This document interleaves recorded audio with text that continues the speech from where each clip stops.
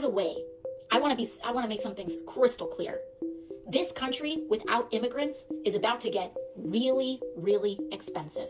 Really expensive. Because this administration, let's break down some math for you. This administration says that they want to deport 20 million people. They want to start on day one, right now, deporting 20 million people from the United States. You know what is the estimate of how many undocumented people, the generous estimate of how many undocumented people there are in this country? 14 million. So they want to deport 20 million, but that's their target number, but there's only 14 million undocumented. What do you think that means? They're going to go after legal status. They're going to go after people who are presently documented. They're going to try to make them undocumented and deport them too. And so for all the people who say, oh, they're only going after quote unquote illegals, they're only going after them, all the people who quote unquote came right, they're not, please, like really? Please, you are getting so duped. Please, I'm begging you, do not be born yesterday. We need to be eyes wide open.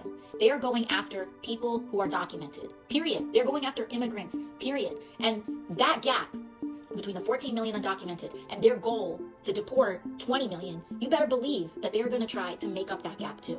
And there's a lot of people in this country who want it both ways. They want to blame all of our problems on immigrants, but they want to be able to afford when their mom or when their aging mom or dad needs home health care. Home health care aides, very immigrant heavy workforce. Agricultural work, you're concerned about the prices of your groceries and you don't want there to be a labor force to be able to provide those groceries, to be able to provide your produce. What about home construction? This is not a joke. This is not stereotypes. This is real. Food processing and manufacturing. We're gonna get rid of all of those people.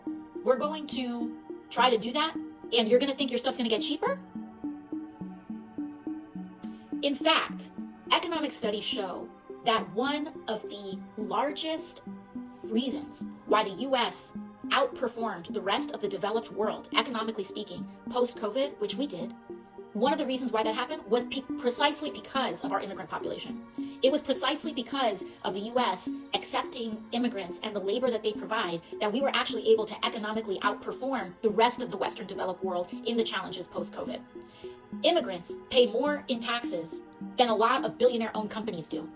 In fact, they are responsible for trillions of dollars. Our immigration policies and our immigrant population is responsible for trillions of dollars of growth and also revenue assets, taxes in the U.S. economy. Because yes, undocumented people pay a lot of taxes. They pay a lot of taxes. So for a lot of people who are blaming immigrants and looking at immigrants and all of this other stuff, know that you're sending your kid to school that's paid for by immigrants.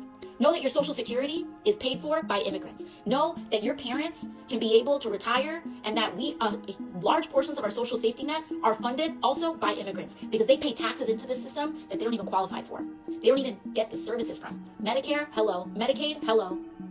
So for all of this rhetoric about how immigrants take, that they're terrible and they're all this and that, understand that it's a key part of what has actually made America great economically. And that's before we even get to culturally and all that other stuff. And so I know that I'm not in the popular camp right now, right? It is not popular to stand with immigrants right now.